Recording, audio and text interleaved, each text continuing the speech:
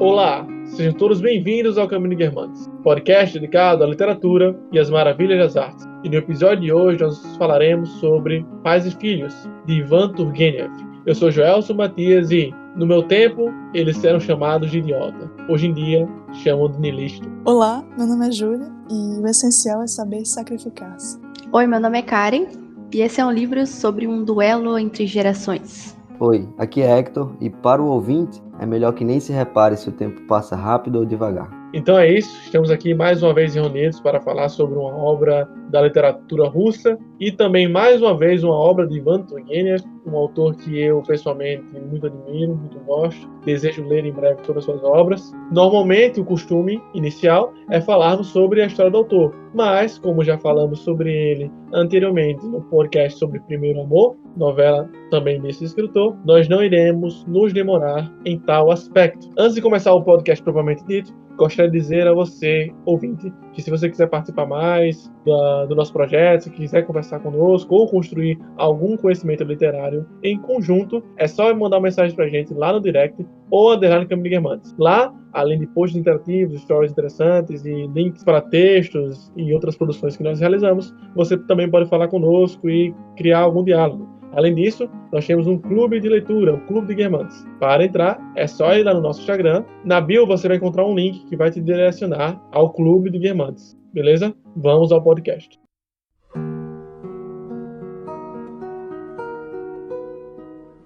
Pais e Filhos é a obra-prima do escritor russo Ivan Turgenev, como a gente já disse, e ela foi publicada em 1862. Essa era uma época de muita perturbação social e política na Rússia. Então, talvez alguns já conheçam essa história por causa da influência que ela teve nessa perturbação. O Turgenev, por causa desse livro, ele acabou sendo exilado do país e acabou sendo codinominado, né, ou então foi atribuída a ele a responsabilidade de cunhar o termo niilismo. É claro que esse termo ele já havia sido utilizado anteriormente, não foi ele que inventou a palavra, mas foi ele que deu esse significado que a gente conhece hoje para esse termo. Então, o niilista, que nesse caso aqui é representado pelo personagem Bazarov, que vocês vão conhecer muito bem ao longo desse podcast,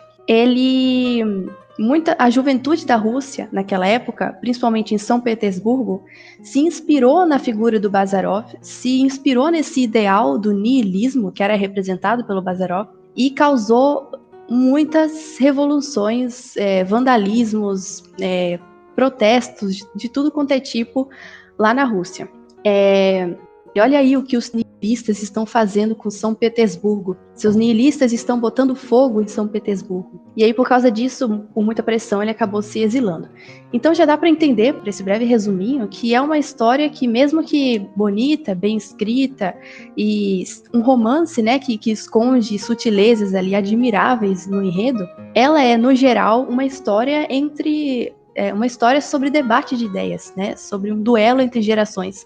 Pais com suas ideias, os filhos com as suas, cada geração em mundos diferentes e como é que elas se relacionam, como é que elas discutem e convivem uma com a outra. Em um primeiro momento, confesso que durante a leitura foi difícil compreender como o texto influenciou o contexto russo, né? Tendo em vista que nós não temos acesso a muitas informações sobre isso, quer dizer, podemos ter acesso, só que temos que buscar. Lendo apenas a obra não fica tão claro. É difícil entender, sabe, como isso acontece. Eu mesmo terminei o livro não entendendo o porquê o que ele fala gerou agitações. Tendo em vista que se há uma mensagem ali, a mensagem é anti-niilista, sabe? Só que depois de um tempo eu fui entendendo, vocês podem até discordar aí ou até desenvolver mais isso, que o problema de Turgenev escrever sobre isso foi dar voz para essa nova juventude, né? Dar voz a um novo grupo ao qual os intelectuais já consolidados não gostariam de ver, né, com voz ou ver no palco, entre aspas. Inclusive eu estava conversando sobre isso com o Hector, e Hector tinha trazido um ponto muito interessante. Isso, na verdade, foi um trecho que eu li do texto do Samuel Junqueira, tem junto que na verdade é o pós-fácil da edição do Diário de um Homem Supérfluo, na edição da editora 34, e basicamente o que ele fala lá e o que ele explica com base na importância dessa obra é que essa obra basicamente deu a imagem na literatura, a imagem na cultura do personagem da vida real. Uma pessoa que tem uma classe social boa ali, que tem boas condições de vida, que de certa forma são intelectualizadas, que estudam, que tiveram contato com a civilização europeia, francesa, assim por diante, e viram o quanto que a Rússia estava atrasada, né? Então a Rússia ainda tinha um sistema meio feudal lá naquela época, e aí, em contato com a civilização europeia, esses homens que eram intelectualizados, mas que não tinham poder de ação frente ao Estado czarista, eles foram encarados como os homens supérfluos, porque eles não tinham como agir para mudar aquela realidade, apesar deles terem intelecto, eles terem cultura, imaginário, por assim dizer, suficiente para entender o que é que estava errado ali. Então eles não conseguiam mudar, e aí ele cunha esse termo do homem supérfluo, que também ficou muito conhecido, assim como o termo que ele cunhou sobre o niilista, né? Uhum. Então, pelo que eu entendi mais ou menos, é como se o niilismo ou aquela movimentação da juventude estivesse ali em contraposição aos homens supérfluos, né, cunhados também pelo próprio Turgenev. Então, é mais ou menos essa a problemática das gerações que já aconteciam no contexto russo. Como já disse, mais uma vez, que nós não temos acesso apenas por meio da leitura. É tanto que o Pais e Filhos ele foi publicado, sei lá, mais de 10 anos depois do Diário de Homem Supérfluo. Então deu tempo, né, dessa ideia maturar e de realmente ter alguma repercussão social, né?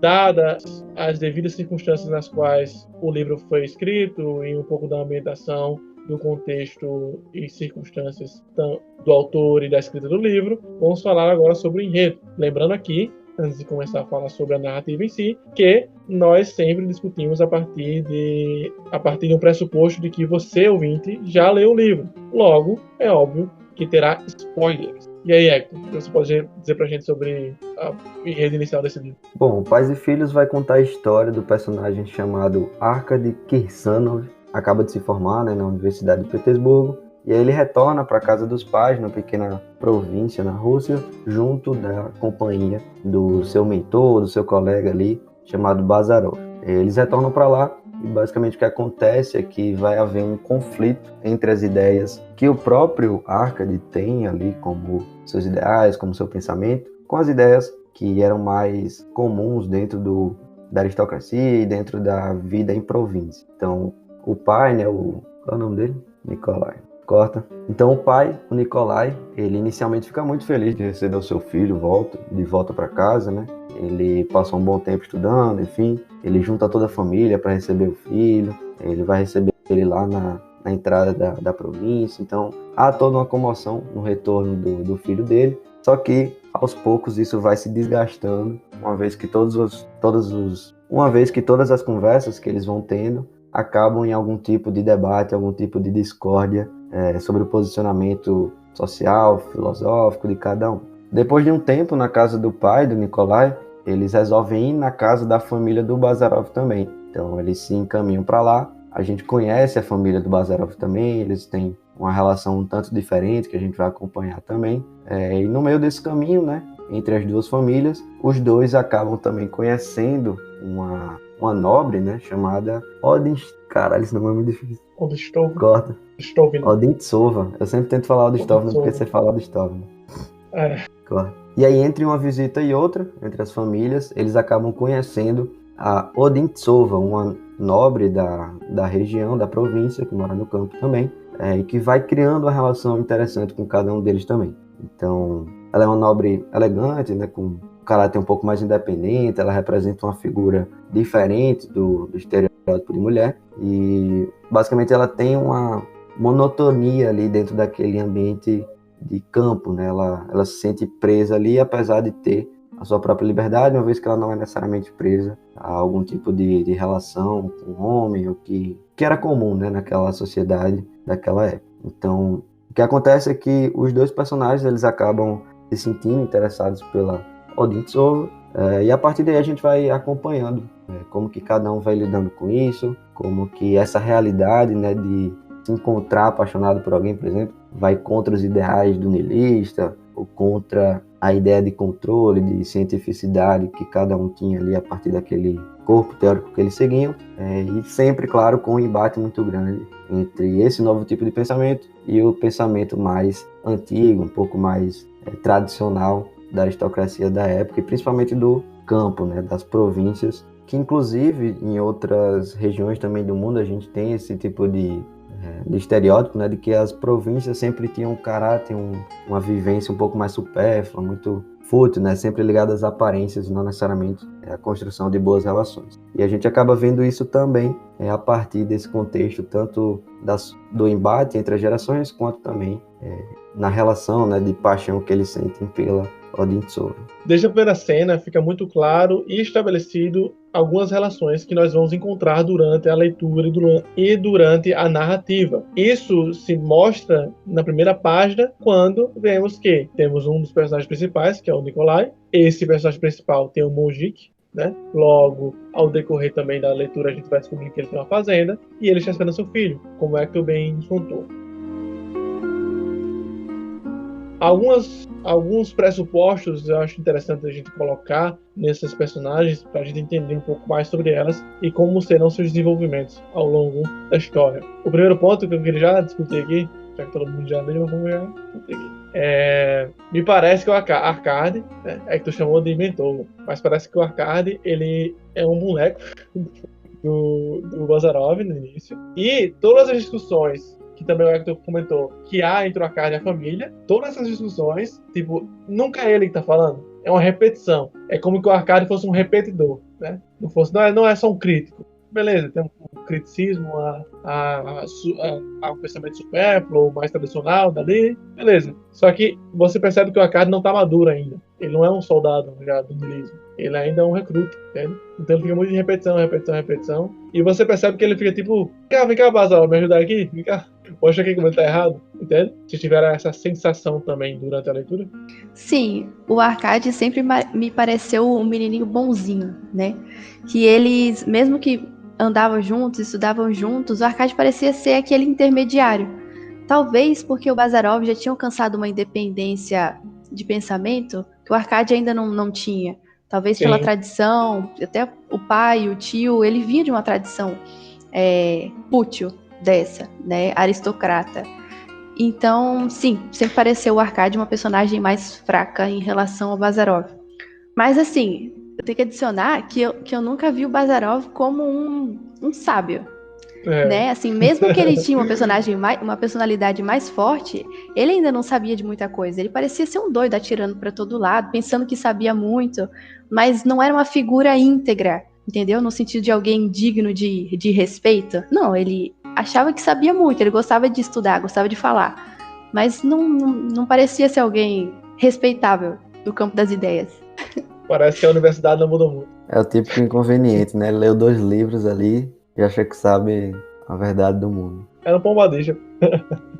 Mas é engraçado, sobre esse ponto, de fato, tem essas 2 percepções, né? A primeira é sobre a própria convicção dele em argumentar sobre aquilo, não no sentido de ele ter a bagagem teórica, filosófica para argumentar, mas parece que ele nem acredita tanto, né? Que por ele não conseguir argumentar bem, isso fica... É uma possível interpretação, não quer dizer necessariamente isso. E a segunda é só a questão da personalidade dele mesmo, que o Bazarov ele é extremamente conveniente ali, ele domina tudo, ele, enfim, quebra qualquer tipo de raciocínio e conversa de uma maneira nada agradável. Enquanto que o Arkady ainda é muito polido, muito educadinho, um jovenzinho verde, né?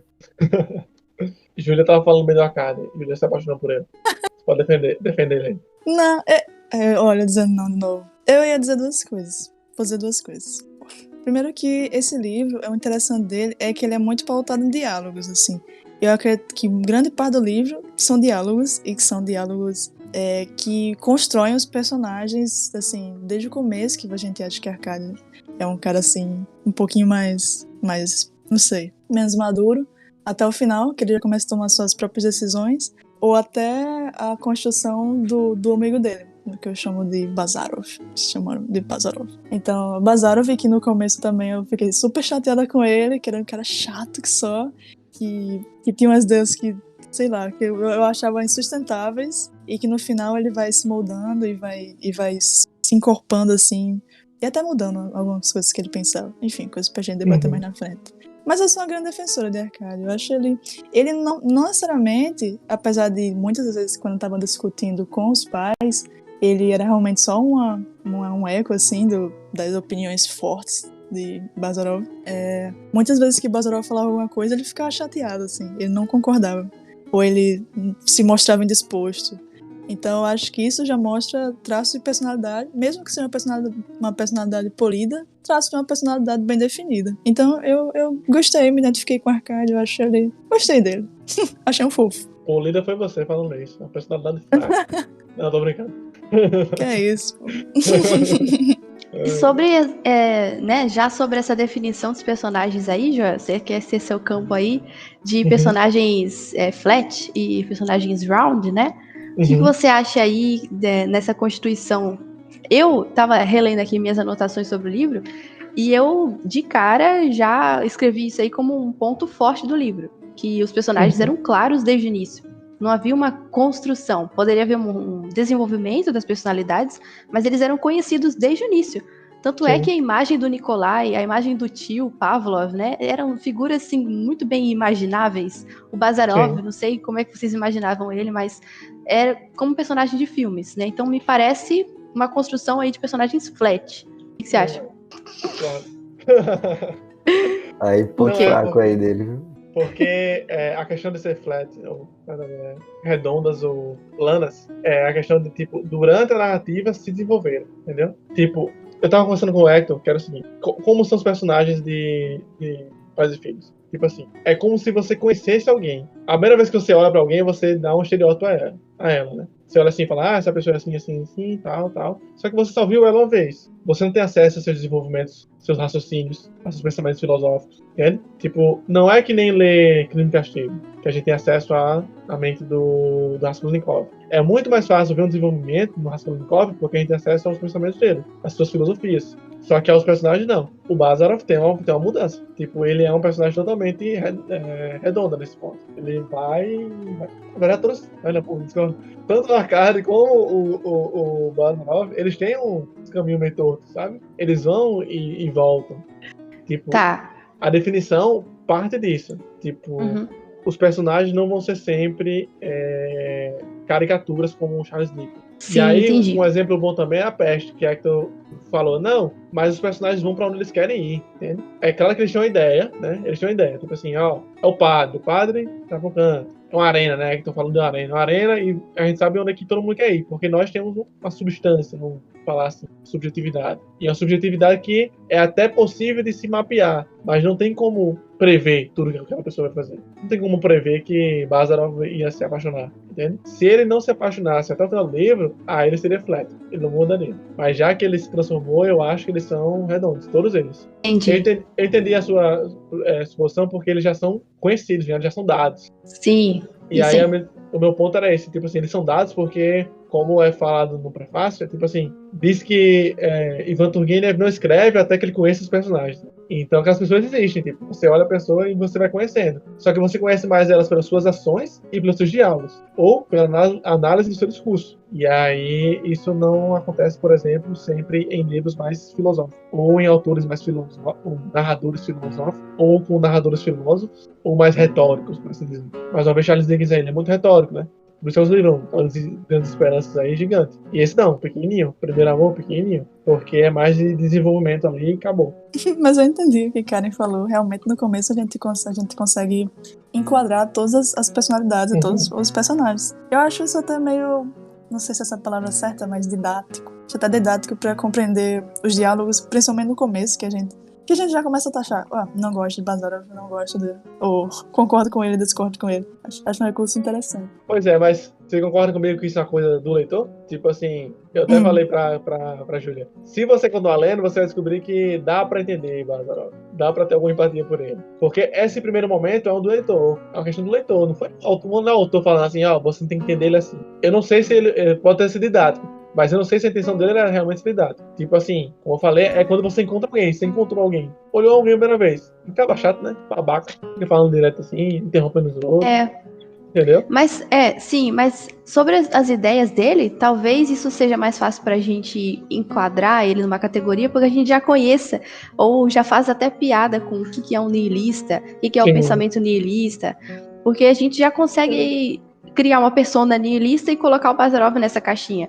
Mas pensa naquela época lá, que o niilismo nem existia direito. Então talvez seja um personagem muito mais complexa do que a gente imagine. E eu acho que, assim, como foi com o tempo, transformou em estereótipo, eu acho também, né? Isso que você tá falando. Isso. O tempo transforma em estereótipo. Mas mesmo assim, uma parte sendo estereotipada por causa do tempo, ou por outra circunstância, na frente tem um desenvolvimento brabo aí. Eu concordo que pra gente analisar assim é mais fácil, porque a gente já tem esse repertório, por assim dizer. Mas eu também achei um tanto plano. Porque pra mim, ele basicamente só vira o avesso, né? Ele se apaixona e vira o avesso. Ele não tem um... Eu não senti, por exemplo, e não acho que tem essas ondulações que você falou. Eu acho que ele simplesmente vira ali o avesso. Do nada ele fala que a única condição dele ficar na casa lá é que ele continuasse com a ordem de sogro, não sei o quê. Do nada, assim, do nada. Uma conversa no quarto lá, ele virou a chave. Então não acho também que seja tão redondo assim. Mas tem uma crise aí, pô. Tem uma crise grande aí. Foi uma crise mesmo. Eu até escrevi, eu anotei aí do ladinho. E eis que o revolucionário descobre um coração.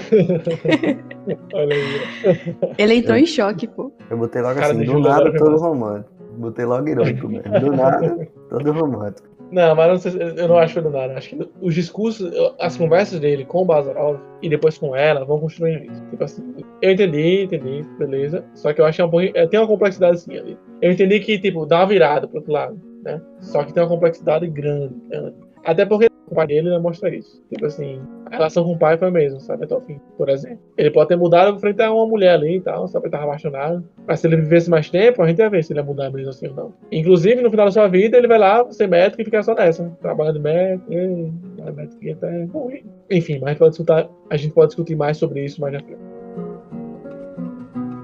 Ainda sobre os personagens, eu acho legal a gente falar também sobre, já que a gente falou que o Bazarov é um niilista, né? A gente falar sobre a personalidade romântica do Nikolai. Que eu acho que eu acho que se apresenta como a fonte mais forte ali de contraposição ao niilismo. Porque assim, apesar de eu achar interessante também o tio do Arkady, ele não é o suficiente, sabe? Alta cultura, não sei o que lá, massa, isso é legal. Só que a contemplação da beleza que o Nikolai passa, pra mim é muito mais importante do que qualquer cultura por cultura, sabe? É como se o tio do Arkady ficasse no vamos desenvolver o imaginário aqui, a gente tem que ler pra desenvolver o imaginário, entendeu? Enquanto o Nikolai não, o Nikolai ele tava lá, ele vivia nisso, gostava de ouvir o violoncelo tocando, gostava de ver a natureza, enfim, todo choroso. É claro que ele também não é um santo, ele é bem babaca também, inclusive com a mulher dele, né? Ele tem os motivos dele, mas ele é babaca. Mas, assim, a contemplação da beleza, do que ele vê que é sublime, que é beleza. Sim, com certeza. Ele é um personagem interessante mesmo. Aquelas caminhadas dele entre os jardins, né? Que era quase uma floresta de tão arborizado que era. As descrições mais bonitas, assim, do livro vêm, provavelmente, dos diálogos dele. Diálogo não, monólogos quase, né? Dele observando. Mas eu também pontuaria aqui, como um contraponto ao niilismo, os próprios pais do Bazarov. Que, nossa, né? Aquele casalzinho ali é um negócio, assim, de outro mundo. Idosos e que enchem aquele filho de amor e carinho. E o Bazarov praticamente chuta eles, né? E é um contraponto, assim, que não é só uma geração diferente, né? Mas é um carinho de pai, assim, de mãe. Aquilo ali não é uma representação de uma ideia. Parece, sei lá, valores que não tem a ver só com filosofia, com sociologia. E são eles que terminam o livro, né? Eu tava lendo aqui o finalzinho. E o livro acaba com uma descrição deles dois. O Bazarov morto. E a descrição ali daquelas flores que os pais iam levar todos os dias. E como se eles, mesmo velhos, mesmo ultrapassados e mesmo contraditos o livro todo, eles que prevalecem, sabe? Isso. Acabou de um jeito muito interessante nesse sentido aí. Uhum. Você acha que foi um final feliz? O Bazarov não. Para o Bazarov, não. É porque eu tava vendo um artigo que falava que o livro tem um final feliz, porque essa morte de Bazarov e toda a relação das flores que é descrito sobre o túmulo dele significaria uma reconciliação eterna. Aí eu fiquei pensando nisso. Será que é um final feliz? Quem foi escrever esse texto, pelo amor de Deus? Nossa, Vou te enviar. Não sei. Moacir Ciliar. Tá. Não acho que foi finalizar isso. Eu acho que o cara tem que forçar um pouco aí esse negócio aí. Eu achei forçado também. É. Eu achei um final não nem feliz nem triste, na verdade mais triste. Uhum. Não sei. É porque parece que não tem a solução, sabe, Paulinho? É isso que dá a entender um pouco.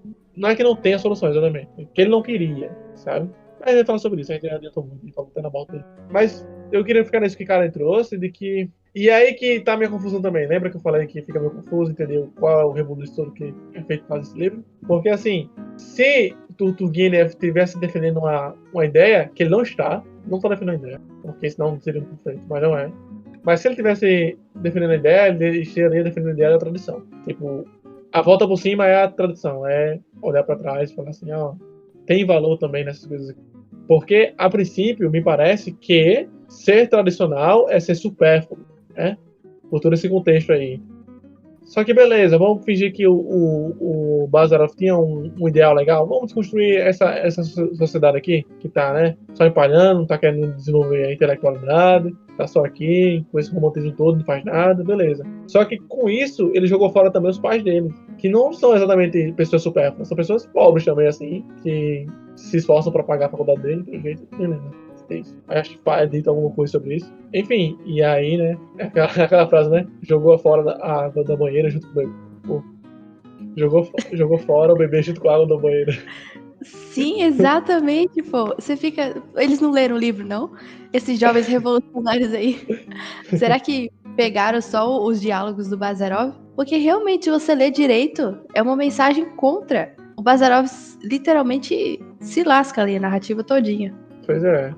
Assim, se tem uma mensagem que vai levar também para a nova intelectualidade, é uma mensagem de que vamos ser um pouquinho mais virtuosos, no sentido de que vamos equilibrar isso, vamos quebrar com essa intelectualidade aqui que é engembrada, supérflua, só que também, né, vamos respeitar o que foi construído até então. Mas não tem uma mensagem, vamos voltar, não tem mensagem no livro, não é um panfleto, não é uma mensagem aqui. Isso aqui a gente tá falando. E Júlia está claramente contestando tudo que a gente falou até então. Fala, Júlia. Tô contestando nada. Eu até ia pontuar uma coisa que você disse, que no final, bem pro final, quando o Bazarov tava conversando com o Mujik, depois que ele foi super estúpido com o Mujik e saiu, um comentário narrador que fala que mal ele sabia que os Mujiks achavam que ele era como se fosse um palhaço. Isso foi muito forte, assim. Porque ele chegava todo pomposo, com suas teorias, suas tirações de onda, e os caras tava... tá legal, aquele cara lá, falando essas coisas aqui. Tá legal. E isso aí foi muito chocante, assim, do termo que você acabou de falar, sobre como a gente leva a teoria, assim, dos outros. Foi bem marcante. Eu acho que isso tem desdobramentos, né? Desdobramentos não, isso já era um desdobramento de um pensamento cultural ocidental, assim, em geral, que é pregar sempre pelo tecnicismo e pelo cientificismo. Que hoje em dia isso se transmite basicamente pelo mercado. Então, a técnica e a ciência está sendo qualquer coisa. Eu não estou sendo aqui obscurantista, não. Se você levar muito... se você levar tanto para a ciência alguns conhecimentos, você vai acabar esquecendo alguns conhecimentos que não são abarcados pela ciência, pois não são passíveis de ser conhecidos como ciência da maneira que a gente entende hoje. Ou entendi também que entende. Entendi o que você quiser. Concordo, absolutamente. Tipo, qual é o valor da beleza na literatura para isso?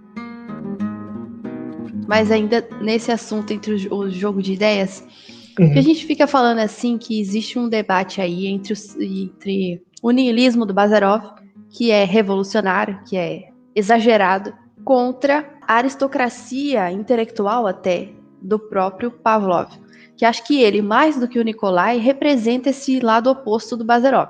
Só que é difícil a gente querer defender um dos lados, acho que nem dá para fazer isso aqui, porque quando você se coloca naquele contexto, você olhando para um senhor como Pavel, é algo estúpido também. Acho que da mesma forma como o Bazarov era para ele, olhando assim de fora hoje, parece uma coisa muito estranha também. Era uma exaltação, uma glorificação da sociedade russa. Quando você olha para aquelas festas, aqueles bailes gigantes que existiam, era um negócio estranho mesmo. E às vezes, nesse sentido, parece que o Bazarov tinha certa razão, sabe? Então, é claro que ele estava lutando contra coisas contra as quais é impossível lutar, que a história toda está mostrando isso, que sempre falha. Mas ele tinha uma pontada de razão ali, e acho que se fosse hoje em dia, a gente, não sei, estaria muito mais tentado a concordar com ele sob certo aspecto. Verdade. Com ele quem? Com o Pavel ou com o Bazarov? Com Bazarov. Pelo menos um pouquinho. Sim. Uhum.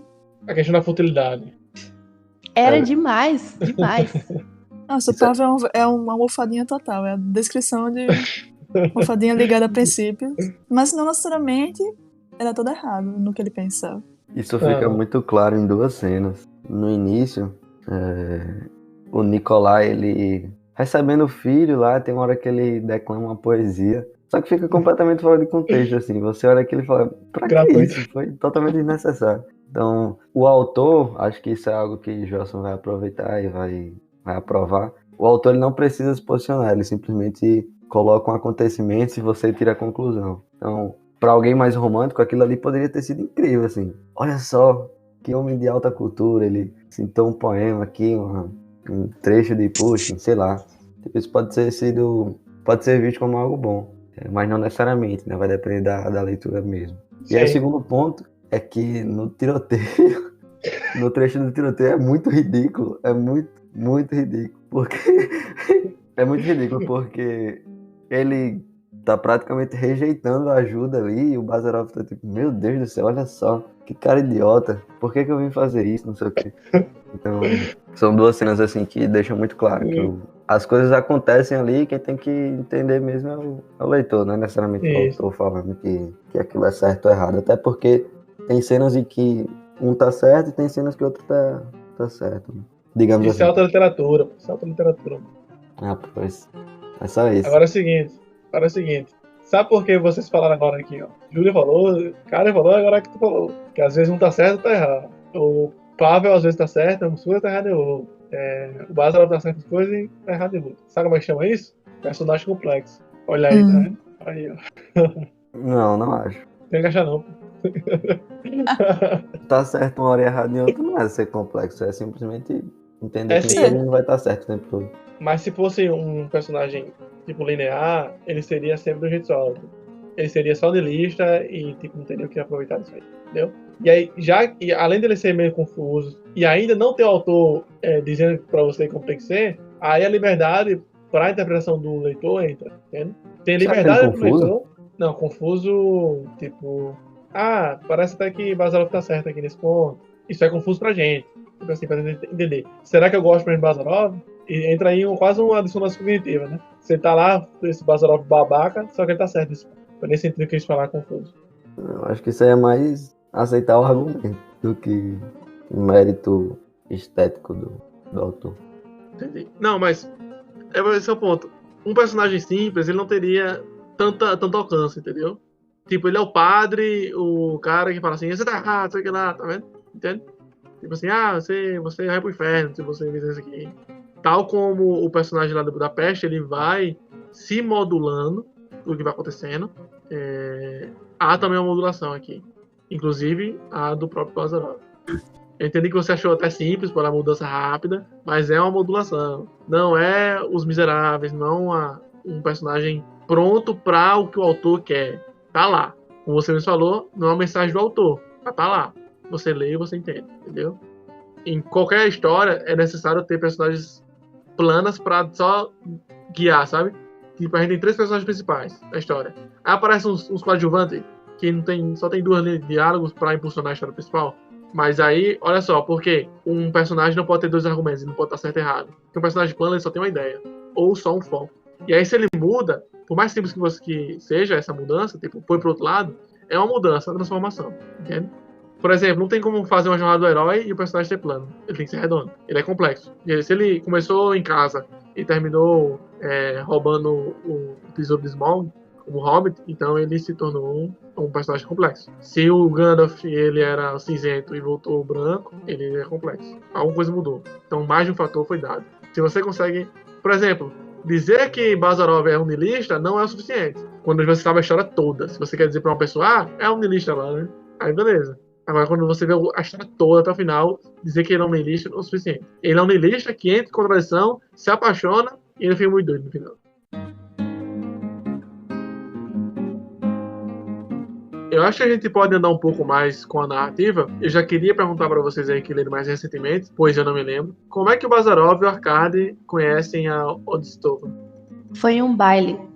O Nikolai, o pai do Arkady, ele era um homem importante. Ele era homem de visitas, homem de reuniões. E ele tinha um conhecido que era um governador, morava em outra cidade, e ele estava devendo essa visita a esse governador. Mas ele não quer ir. Então ele aproveita que aqueles dois jovens estão lá fazendo nada, atrapalhando a vida dos solteirões, e fala, vai você no meu lugar, fala pro Arkady, e leva aí o seu amigo Bazarov juntos, e façam essa visita por mim, me representando lá. Pois bem, eles vão, esse governador acaba que ele é um festeiro, então ele leva o pessoal leva a dupla dinâmica aí a conhecer outras pessoas na cidade e acabam chegando num baile junto na companhia desse governador. E nesse baile eles encontram a madame. Essa madame, ela se apresentou na narrativa logo no início como uma senhora inteligentíssima, belíssima e viúva. E eles ficaram muito amigos. A princípio, assim, ela conversava muito bem, então foi uma amizade ali, conversavam bastante, principalmente porque o Bazarov, ele tinha ideias radicais, né, e gostava de puxar conversa, e ela se interessou pelas discussões, e a mulher se afeiçoou ao Bazarov desde o início. Então isso já fica claro pra gente. Ele falando pra ela, toda entusiasmada sobre o meio dele. Ela fica bem interessada pelos motivos dela ser uma mulher independente, dela ficar curiosa. Ela fala assim que ela fala pra Arkady que tem desejo de ouvir esse homem que tem a coragem de não crer em coisa alguma. Aí, ó, um clima. Então um clima. O Bazarov é muito burro. Pô, a Carla é muito burro. O lugar do cara se vender lá, fica vendendo os outros. Não é? Fica vendendo os outros. E ainda assim, isso também, eu pensando agora, mostra uma extrema futilidade dela, né? É como se ele fosse uma atração de circo, né? Quero ver esse ser exótico, né? E é essa futilidade aí que tem nela grande, né? E tipo, a gente vai vendo durante o passar dos capítulos que ela é também muito caprichosa, né? Tanto manipuladora também. E é nessa onda aí que o Arkady e o Bazarov entram. Existe uma guerra tremenda dentro do Bazarov, porque não era apenas o fato dela ser uma viúva rica, era independente, tá, uma mulher inalcançável, mas era pelo fato de ser uma mulher. Ele tem uns pensamentos muito extremos até em relação à figura feminina, se fica claro pra gente que era impossível ele ter algum relacionamento, e por isso que é tão difícil pra ele aceitar essa paixão. Ele não queria aceitar que estava apaixonado. E o próprio Turgenev deixa isso muito claro pra gente. Ele fez questão de mostrar essa dualidade que existia dentro do Bazarov. Tem um trechinho aqui que acho que representa bem essa visão que o Bazarov tinha e por que acontecia essa briga interna. Diz assim: Bazarov era um grande apreciador de mulheres e da beleza feminina, mas considerava o amor, no sentido ideal e romântico, um disparate, uma insensatez imperdoável. Os sentimentos cavalheirescos eram uma aberração ou doença. Se uma mulher lhe agrada, tenta tirar algum proveito. Se não for possível, dê as costas e pé na estrada. O mundo é grande. Porém, Bazarov não conseguia tirar algum proveito. E, no entanto, para sua própria surpresa, não tinha forças para lhe dar as costas. Olha só. Um boêmio que não insistia nas mulheres normalmente. Só ia nas mais fáceis. Ou um boêmio que nem conseguia ser boêmio. É verdade, que desistia. É engraçado. Nem dava certo, nem desistia. Ficava aí na sua frente. Ele tirou muita onda com o tio de Arkady, né? Por causa disso. Por causa do passado do tio de Arkady, que ele não conseguia se desvincular da mulher que ele amou, a vida dele. E acaba que ele faz a mesma coisa. Mesmo não querendo, ele não consegue se desvincular. É o duplo que eu falei. É o duplo. É, que você falou. A mesma história se repete todas as vezes ali. Eu tava falando pra Hector: ei, Hector, acho que tem um duplo aí. Tem algumas histórias que se repetem aí, os espelhos aí, coisas que acontecem no início, no final de novo, algumas histórias que já foram contadas, são contadas de novo. Isso aí traz também mais uma vez a tragédia, né, da tradição, a tragédia da vida humana, que é fadada a se repetir algumas coisas. Claro que não sempre igual, mas as experiências sempre vão se repetir em algum momento. Se você não ouviu ainda o nosso episódio sobre Laranja Mecânica, volta lá, episódio passado. A gente fala um pouco sobre o livro, sobre a obra, sobre o autor, e também sobre essa mensagem final, né, né? Que, apesar de ser um tanto mal escrita ou estranha, ou você pode falar que também não, foi o escritor que escreveu assim, beleza, assim, estranho. Tem uma mensagem bem interessante no final, que é aquela de que as gerações, né, elas sempre vão cometer alguns mesmos erros, e não adianta se explicar, não adianta. Talvez seja fatal mesmo, uma fatalidade da vida humana. E a mesma coisa acontece aí nessa duplicidade entre o que aconteceu com, enfim, o Pavel Pavlovich. Ele tem esse duplo aí de repetir essa história, né? Apesar de eles serem completamente contrários, né? Um cara que não tá na aristocracia e tal, o outro que tá de ser cansado. Isso é uma coisa da vida humana. Ih, gente, eu falei que o velho tinha morrido, mas ele não morreu, não. Isso tá pensando, ele não morreu, não. Ele aparece uma festa no final, né? Ele viajou e viveu nas ilhas até o fim da sua vida. Ele tem a questão do casamento. Por isso que Nada Júlia a e Hector falam pra mim que eles morreram e tem uma cena no final que tem ele ainda. Porque Tem. no final eles meio que dão um resuminho de tudo o que aconteceu com os caras. Teoricamente todo mundo morreu. Mas não foi naquela cena do cadáver, porque eu achei agora que ele tinha sido na parte do cadáver. Mas não foi, não. Ele só tava doentão. Muito mal. Ele fala cadáver, mas no outro capítulo ele joga outra coisa. Ele fala que aconteceu uma coisa. Só Ok. um detalhe, não é Pavlovich não, falei brincando. Aí, pô, galera. E você, tipo... o Trollou Pavlovich. aí. Pavel é o primeiro nome dele, né? Pavel é uma coisa. Petrovich, eu acho. É todo vídeo. Se pra que esse monte de nome igual? Filho de alguém. Aí tem a curiosidade. Pavel Petrovich Arca de- Kirsanov. Kirsanov, filho de... Peraí, pô, é o momento de Júlia. Peraí. Não, pô, não. Qual é a curiosidade, Júlia? Eu dei pro episódio inteiro pra falar essa curiosidade. Que bom que eu não tenho a oportunidade. Ainda bem que você falou em nomes russos, porque eu tenho essa curiosidade. Que os nomes russos, eles são formados de 3 partes. O primeiro é o nome principal, no caso, Pavel. E tem o segundo nome, que é sempre o patronímico, que vai ser o nome que é o pré-nome do pai. É o nome de família, que vai ser o último. Aí por isso que tem esses vários it, que quando você comentou que tem tanto nome it, porque significa filho de. A gente tava comentando sobre isso hoje à tarde, eu e Gelson.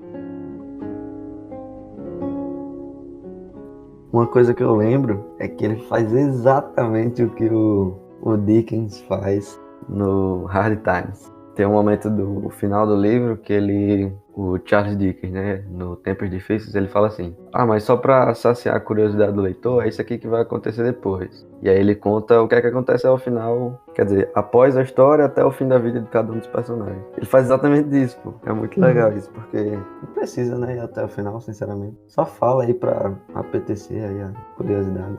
Queria corrigir Turgenev não, mas ele não precisava ter feito isso não. Mas é muito bom, pô. A gente tá chocada, chateada com o Gelson corrigindo Turrinha.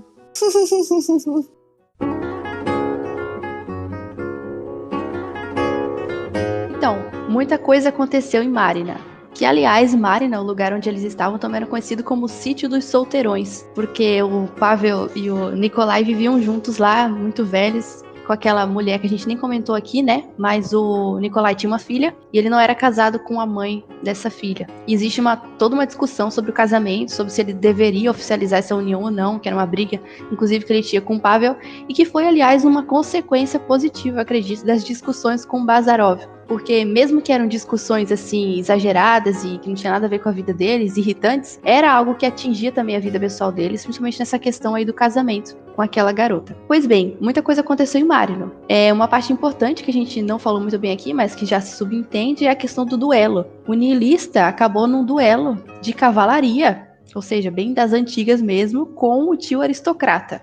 Literalmente, opostos, cada um com uma pistola. O velho acabou machucado e o jovem foi para a casa dos pais. Lá ele já tinha passado um tempinho atrás, tinha ido lá visitá-los, né? Claro, porque estava perto, fazia questão de ir lá dar um alô. E agora, depois do duelo, ele foi para lá. Mas antes, ele passou na casa da viúva. Quem estava lá era o Arkady, que tinha ficado lá o tempo todo. O Arkady não assistiu ao duelo, ele estava na casa da viúva. Ele acabou se casando com a Kátia, que era irmã da viúva. O pai dele, o Nikolai, casou-se com a mãe do seu filho. E o velho tio aristocrata, o Pavel, que amava essa jovem supracitada, que também havia uma questão aí, ele mudou-se para Moscou. Depois que já estava tudo resolvido, ele foi sozinho para Moscou e lá viveu sozinho até o fim da vida dele. O Bazarov morreu de tifo aquela febre. E uma cena muito triste. Foi uma narração, assim, muito bem feita. Ele colocou um peso muito grande na morte dele. Não foi superficial a descrição, foi muito bonita. E os pais dele, claro, amavam-no muitíssimo, tanto é que os últimos parágrafos compõem, assim, um dos finais mais bonitos que eu já li na vida. Toda a escrita dele é bonita, na verdade, né? O Turgenev e o Joelson falam bastante desse aspecto da escrita, e é realmente bela. Ela é simples, tem poesia, tem um tom pessimista, que deixa a coisa, assim, muito, muito bem equilibrada. Beleza e sofrimento, coisa muito, muito bem feita mesmo. E é isso, gente. O que mais aconteceu? A morte do Bazarov é interessante, não interessante no sentido que ele morreu, mas é interessante de se ler, pois, primeiramente, como eu disse lá no início do podcast, não parece ter outras saídas para a existência dele, sabe? Eu sei que, narrativamente, não tem saída mesmo. A narrativa, ela caminha para isso. Só que pensando na vida real, né? Quais seriam os planos de ação para mudar a vida com o Bazarov? Ele não queria mudar, entende? Ele queria viver aquilo lá. Ele não queria se entregar ao amor para a mulher. Não é também romantizar a morte, como o autor aí que Julius citou, dizendo que as flores agora reconciliaram o Bazarov com o Belo. Enfim, não existe nenhuma vantagem em ter flores que está morto, né? Acho que a única beleza que tem naquela cena não é mais o Bazarov, ele morreu. É sobre o sentimento que os pais deles vão ter. Inclusive, que é um sentimento que eu chamei de espelho quando eu falei para Hector e para Julia, porque tem uma cena bem anterior, no meio do livro, quando o Bazarov vai pela primeira vez na casa dos seus pais, na qual é bem triste o final da cena, né? E ela vai ser um espelho porque o final é a mesma coisa, né? É o pai e a mãe, assim, meio tristes pelas consequências que a vida, né? Ou pelas consequências das escolhas que o filho fez. Não que ele fosse alguém mau, né? Mas ele já tá totalmente deturpado ali por aquilo. Ele já não quer mais amar, ele não quer mais aquilo. Ele foi consumido por algo que não é uma ideologia, não vamos chamar disso aqui, mas é algo que é um protótipo de uma ideologia, sabe? E não é uma ideologia como a gente entende hoje também. É uma coisa bem, como a gente falou até então, tecnicista, né, cientista, enfim. Ele via o mundo a partir disso. E quando ele entrou em contradição, ele não aceitou. Inclusive, até parece que ele queria morrer, sabe? Não sei se também vocês tiveram essa impressão. Que tipo, ele tava foda-se lá, trabalhando perto do povo assim mesmo. Eu sei, dá um sentimento, em parte, seria fatal que ele acontecesse isso, né? Que ele fosse lá fazer isso. Mas ele também não tava ligando muito, né? Ele não tava ligando muito se ele morresse ou sobrevivesse. Porque ele foi lá, pelo que eu me lembro, ele usou um procedimento errado, né? Uma pessoa que tava morta já, ele deveria ter sido de luva, algo ele assim. Ele foi fazer a autópsia do corpo do rapaz que morreu de tifo. E aparentemente ele teve contato, assim, sangue. Sim. Foi contato cirúrgico. Cirúrgico, que não precisava, né? Tipo, foi mesmo necessário a situação. Então, tipo, mais uma escolha irresponsável dele. É realmente inconsequente. Inconsequente porque ele era que nem esteve, sem metafísica. Ele não acreditava que teria algo depois, entende? Então, pra ele, morreu, tanto faz, assim, a vida é isso mesmo aqui. Mas também, tanto faz, porque antes a gente viu uma movimentação dele em prol da grande ciência. Tipo, vamos ler os grandes cientistas aqui, isso aqui lá. Vamos. Mas ele perde, sei lá, quando ele se encontra com amor, ele perde esse tesão aí pela ciência. Não sei vocês, não sei o que vocês acharam aí. Eu achei que ele teve medo de morrer real. Chega perto da morte, todo mundo abandona seus princípios. Depois que tá na cama lá que ele vê, né? Aham. A impressão que eu tive, de fato, parecia muito um desleixo dele, né? Como se ele não ligasse mesmo. Também tive essa impressão. E um ponto que eu destacaria também é que, em certo ponto, ele parecia estar sempre buscando um ideal meio vazio. O niilismo, né? A ideia de negar tudo que é possível, enfim, para ele fazia muito sentido, mas em longo prazo, o que dá a entender, né? Pelo menos pelas consequências das escolhas e dos atos que são feitos, que aquilo não leva a canto nenhum, né? Como o Karen falou lá no início, é como se a parte mais tradicional, a parte mais do outro lado que ele tentava negar, é o que acaba prevalecendo. E é justamente isso que a gente vê nessa última cena, que realmente é muito tocante. Já se fala muito sobre o exercício de empatia com Bazarov. Quem não tem empatia com essa última cena também não é claramente um niilista. Quem não tem empatia nessa última cena é a primeira fase ali do Bazarov do livro. Sim, sim. Sou humano e nada que é humano me estranho. Dá pra entender o Bazarov. É claro que não justifica, mas dá pra entender. E aí, que você tava falando isso aí sobre o niilismo, né? Não foi dessa vez que Bazarov sorriu, né? E tô suando aqui, pô. Tá quente. Mas isso que eu falei do Não Sorriu foi uma referência, né, ao Mito de Sísifo, né, na qual a frase icônica aí de Camus, sempre muito bem representada por Hector, dizer que tem que imaginar o Sísifo sorrindo, né? E o niilismo do Bazarov foi meio fatalista. Pelo contrário, ele não pegou a ideia. Ele negou a metafísica e não pegou a ideia de um possível desenvolvimento da potencialidade humana enquanto uma força imanente. Ovelhas vagueiam livremente sobre os túmulos, mas entre eles há um em que nenhum homem encosta, em que nenhum animal pisa. Só os passarinhos pousam sobre ele e cantam ao nascer do dia. É cercado por uma pequena grade de ferro. Nas extremidades estão plantados 2 jovens abetos. Evgeny Bazarov está enterrado nesse túmulo. Ali, vindos de um vilarejo próximo, não raro chegam 2 velhos já decrépitos, marido e mulher. Escoram-se um no outro, caminham em passos cada vez mais pesados, aproximam-se da grade, cambaleiam e põem-se de joelhos, e choram amarga e demoradamente. Olham atenta e demoradamente para a pedra muda sobre a qual jaz seu filho. Trocam palavras breves, espanam a poeira da pedra, ajeitam um ramo do abeto e rezam outra vez. Não conseguem deixar esse local onde parece mais perto do filho, das lembranças dele. Será que suas orações, suas lágrimas são infrutíferas? Será possível que o amor abnegado, sagrado, não seja onipotente? Ah, não. Por mais exaltado, pecador e rebelde o coração oculto no túmulo, as flores que crescem sobre ele olham para nós serenos, com seus olhos inocentes. Não nos falam apenas de uma paz eterna, da grande paz da natureza indiferente. Falam também da reconciliação eterna e da vida infinita. É muito bom, pô. De moral. Enfim, deixa eu E finalizar põem-se aqui. de joelhos e choram amarga e demoradamente. Choram mais demoradamente. Isso só me lembrou a cena que o Bazarov vai embora no outro dia, ele fala, não, vamos embora no outro dia e tal. Bem nem aí, né? Aí o pai volta lá, aí ele vai rezar, né, no quarto, aí ele acorda a mãe faz, não, mas o que foi? Eu tava pensando aqui, será que ele tá dormindo bem no sofá? Será que tá tudo bem? E ele já sabendo, né, que o Bazarov vai embora no outro dia pela manhã, já bem cedo, fala, mãe, vá dormir, ele vai ficar bem. E esse foi mais um episódio do Caminho Germânico. Esperamos que você tenha gostado do episódio, discussão levantada, assim como as reflexões postas aqui. Acompanhamos até então a história de um homem niilista que, ao decorrer da narrativa, se conciliou com uma transformação. Entretanto, não aceitou. Esperamos que essa história sirva de algo, por mais que seja para apenas uma reflexão. Até a próxima semana, com mais um livro ou mais um tema e muito mais literatura.